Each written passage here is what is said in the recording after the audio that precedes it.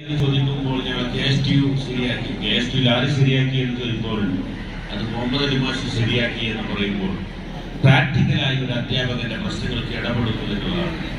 ഒരു പക്ഷേ നമ്മൾ നോക്കുമ്പോൾ ഒരു അധ്യാപകൻ ഒരു പക്ഷേ സ്പോർട്സ് ആവട്ടെ ആർട്സ് ആവട്ടെ അവർ സ്വയം പ്രാക്ടീസ് ചെയ്യുകയും ആ അധ്യാപകന്മാർ ആ സ്കൂളിൽ പോയി വിദ്യാർത്ഥികളെ പ്രാക്ടീസ് ചെയ്യുമ്പോൾ ശക്തിയായി നിന്നിട്ടുള്ളത് വിദ്യാഭ്യാസം തന്നെയാണ്. പക്ഷെ കാലം കഴിയുന്നവർക്ക് എന്ത് സംഭവിക്കുന്നു? വിദ്യാഭ്യാസവും കൂടുതൽ വ്യാപാരവൽക്കരണത്തിന്റെ പാതയിലേക്ക് നീങ്ങുകയാണ്. വിദ്യാഭ്യാസം എന്തിന് എന്ന ചോദ്യത്തിനുള്ള മറുപടി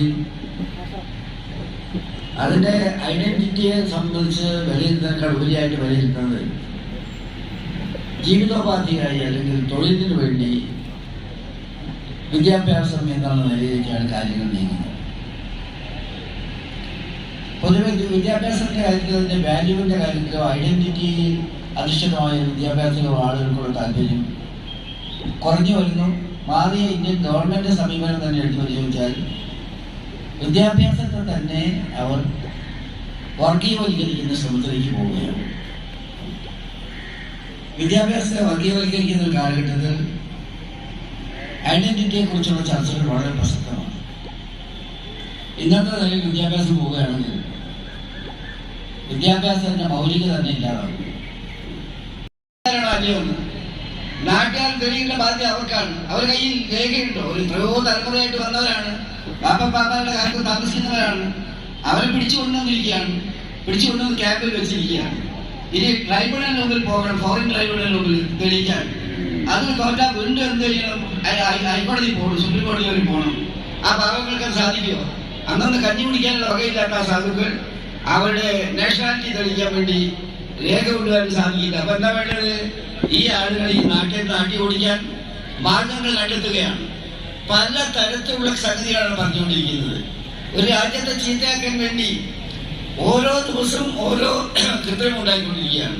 ഇപ്പൊ എന്താ നടക്കുന്നത്? എല്ലാ BJP ഭരിക്കുന്ന സംസ്ഥാനങ്ങളിലും പാഠ്യപദ്ധതിയിൽ വിഷം കുത്തി നടക്കുകയാണ്. ഒരിക്കൽ ഞാൻ പാർലമെന്റിൽ ഉന്നയിച്ചിരുന്നു ഈ കാര്യം. വിവിധ സംസ്ഥാനങ്ങളിൽ ടെക്സ്റ്റ് ബുക്ക് എടുത്തിട്ട് ഞാൻ പാർലമെന്റിൽ അതിൽ പറഞ്ഞിട്ടുള്ള സംഗതി വായിച്ചിരുന്നു.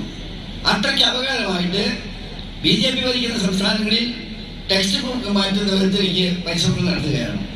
മറ്റൊന്ന് ആന്റി കൺവേർഷൻ ലോ ആണ്. ഇന്ത്യൻ BJP ഭരിക്കുന്ന സംസ്ഥാനങ്ങളിൽ ആന്റി കൺവേർഷൻ ലോ വന്നുകൊണ്ടിരിക്കുന്നു. എന്താണ് അധികം ആന്റി കൺവേർഷൻ ലോ കൊണ്ടുവരാൻ? ഇന്ത്യയിൽ കൃത്യമായിട്ടും ചില നടപടികളുണ്ട്. അത് ഭരണഘടന അധിഷ്ഠിതമാണ്. ഭരണഘടന ആർട്ടിക്കിൾ 25 എന്ന് പറയുന്നത് ഫ്രീഡം ഓഫ് ഫെയ്ത്തുമായിട്ട് ബന്ധപ്പെട്ട കാര്യങ്ങളാണ്. നിങ്ങളുടെ വിശ്വാസത്തിനനുസരിച്ചുള്ള കാര്യങ്ങൾ, അതനുസരിച്ച് ജീവിക്കാനുള്ള സ്വാതന്ത്ര്യം, അത് ഫണ്ടമെന്റൽ റൈറ്റിൽ പെട്ടതാണ്, പേഴ്സണൽ ലോയിൽ പെട്ടതാണ്. സർക്കാർ അതിന് മുകളിൽ കയ്യേറ്റം നടത്തുന്നു. ഇവിടെ എല്ലാവരും ചോദിക്കുന്നുണ്ട്, ഏക സിവിൽ കോഡ് പേരെങ്ങാനും കൊണ്ടുവന്ന് കഴിയുമെന്ന്. ആ ചോദ്യത്തിന് അർത്ഥമില്ല. കൊണ്ടുവന്ന് കഴിഞ്ഞു.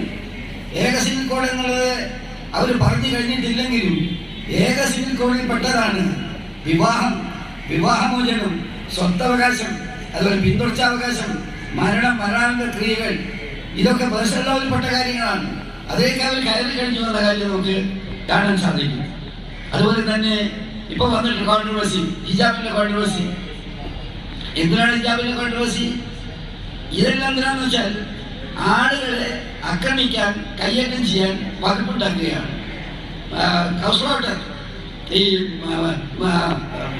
പശുവിന്റെ കാര്യത്തിൽ എന്തിനു വേണ്ടിയാണ്? ഒന്നും വേണ്ട, നിങ്ങളെ ഉപദ്രവിക്കാൻ വകുപ്പുണ്ടാക്കി കൈ കൊടുക്കുകയാണ്.